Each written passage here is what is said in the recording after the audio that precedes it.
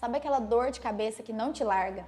Que você acorda todos os dias com a cabeça doendo, ou uma dor que desce aqui para o pescoço, vai nos músculos das costas? Isso pode ser bruxismo ou apertamento. É uma parafunção que você desenvolve ali por conta de estresse e N outros motivos que durante a noite você aperta os dentes ou até range, que é aquele movimento de ficar fazendo assim.